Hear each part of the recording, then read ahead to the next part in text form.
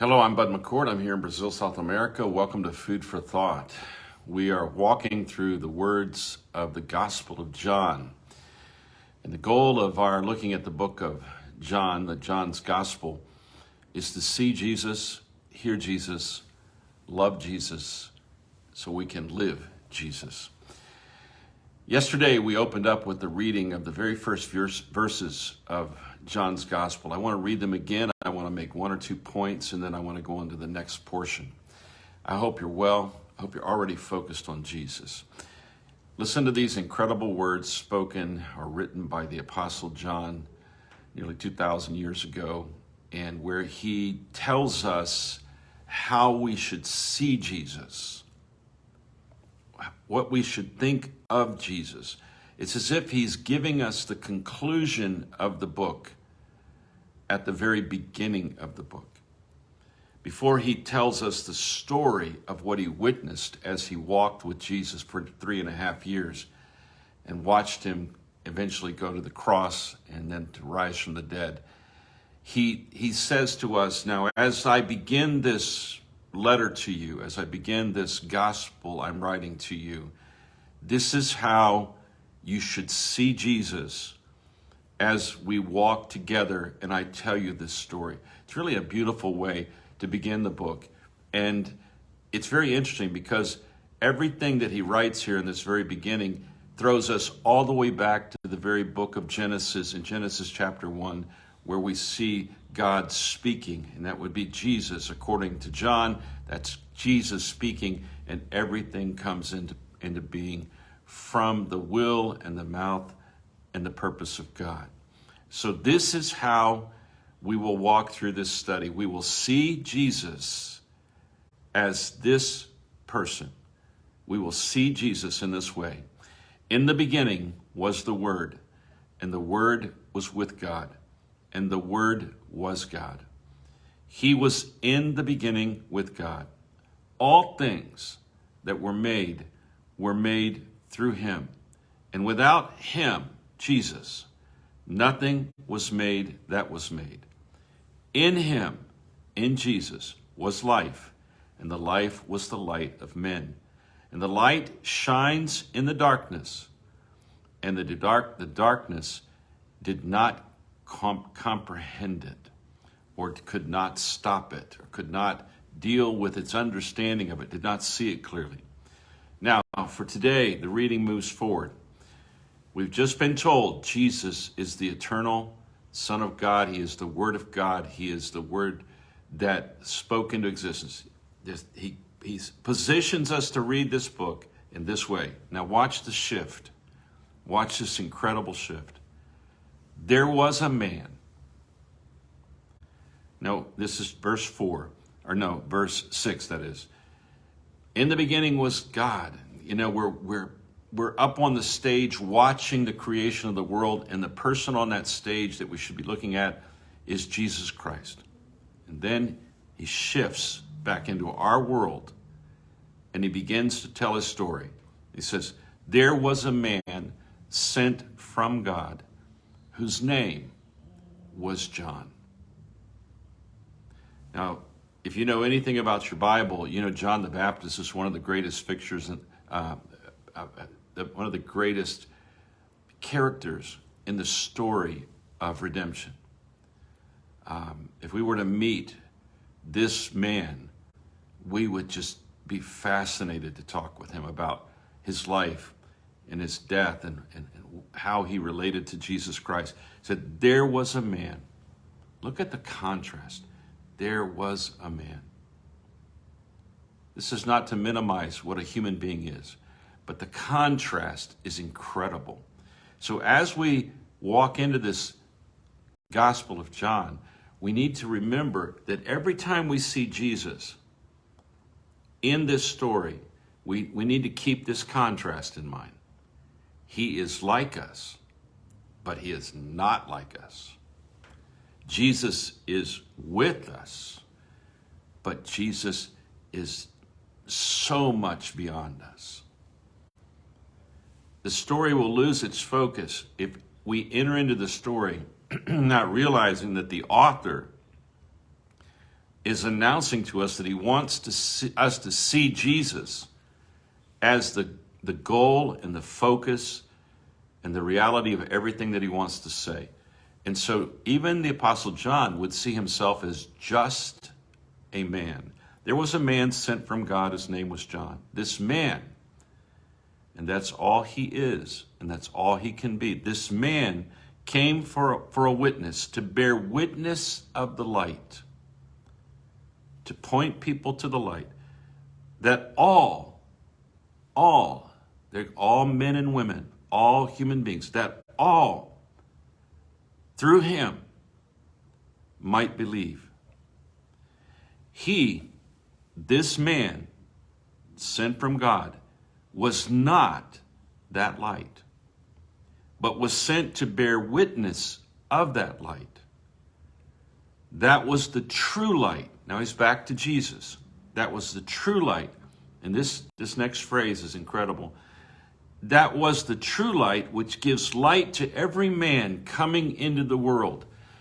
Now there's a lot of ways that theologians have talked about this light that's coming into the world.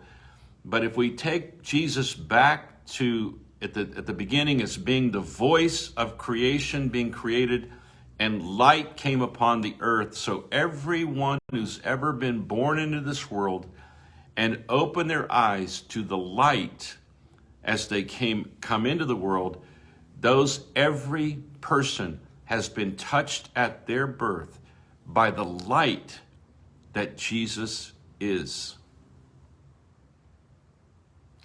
So we get a contrast in this the way we're going to look as we move through the book. Remember, we want to see Jesus, hear Jesus, love Jesus, and live Jesus. Why? Because he is the Word. He is the Creator. He is the way, the truth, and the life. Later on, John in this gospel will flesh this out all the way. But men and women, we will always remain men and women. Just like John, a man sent from God. We still hold this place in the story. We are men and women. We are those who have come into the world being given light by Jesus, because everyone that comes into the light of this world, that light came from Jesus. So there's not a person in the world that has not been touched by Jesus, the Word. It's important. John is laying this out for us so that as he walks us through what he witnessed and what he lived, we will remain in our position as just men and women, but men and women that have been touched by the power of Jesus from the moment that we entered into this world and we came into this light. That light that we're coming into today came from the voice of Jesus. The sun that rose up today, according to John, that sun that comes up today came from the voice of Jesus. He is the Word that spoke into existence. And when we look at humanity that way, and we look at this story, we see what this words when it says, there was a man sent from God. So God picks out certain people and he sends those people. And that would be what the disciples will become. Later we would call the apostles. That would be what the women would become. When Pentecost comes later on in the book of Acts, where he sends us out into the world to make disciples of every nation. It is so powerful. This is so powerful. If you can get your mind into this is not just a book you study. The Bible is, I don't disciple people to the Bible. I disciple people to Jesus. Can you see why? Because if I'm discipling people to the Bible, then the people are going to think that that's the goal. That's the end of the whole story. No, the Bible exists to get me to, in the beginning was the Word. The Bible wants to get me back to the beginning, which was Jesus, and it wants to get me to the end, which is Jesus. And I need to see this clearly if I'm going to read this letter from John, and I'm going to respect him as the author, even though he's being inspired by God. If I'm going to respect what he's saying, then I have to position my mind as I read this letter and realize, I'm just a man. You are just a man or a woman. But the light of Jesus has touched you every single day of your life and every single day of my life. And God chooses men and women who walk in this light, and then he says, now go here and take people to the light. Take people to the light. Take people back to Jesus.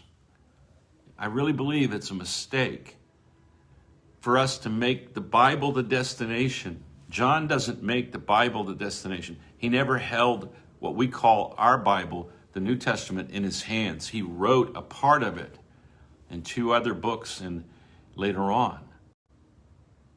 So this morning, I want you, as we're going to walk into the story, I want you to meet John the Baptist. A little bit further, he's going to speak. So far, if you notice that so far, we have not heard a word from Jesus. But in a sense, everything that John is writing is from Jesus. And John understands that. And John understands that. And so when we walk through this story, we need to hold these 2 things. We need to hold the fact that Jesus is the Word that was with God, that is God. And he is the author of everything. And then he gives us a little bit more information where he says, that was the true light, talking about Jesus, which gives light to every man. And that means mankind, men and women, every man coming into the world. There is not a person on the planet who has not been touched already by the light that came from the voice of Jesus. I don't know about you, but that just makes... I now know that there is not a person living on this planet. I now know that there not is a person who's ever been born that has not been touched at their beginning by the beginning, the voice of the beginning, the Word. And he wants all men and women to come to the light of Jesus, to come to the voice of Jesus, to love Jesus, and then live in the light of the light. It is, to me, it's just mind-boggling. This story of Jesus, this whole understanding of my reality and your reality, it is mind-boggling. And I pray that as we move through this, that you will don't get lost in a detail here. We've read now to verse 9. That's as far as I want to go today because I'm almost speechless, which is a hard thing for me to become speechless. Because it's just mind-blowing to me that we can actually know that there is a divine reality and plan that has been going on since the moment everything was spoken into existence. And I don't know all the details of that, and I'm not a scientist, but I am a man. I'm a human being. And I long to be in the light. And in Jesus, I am in the light. Have a great day. Think on these thoughts. And I pray that today you will see Jesus. You will hear Jesus. You will more deeply love Jesus. And you will live out the fruit of his life today. You will deliver that fruit out into the world. God bless you. We'll think about this all day long. I hope we will think about this all day long. And tomorrow we'll come back again. God bless you.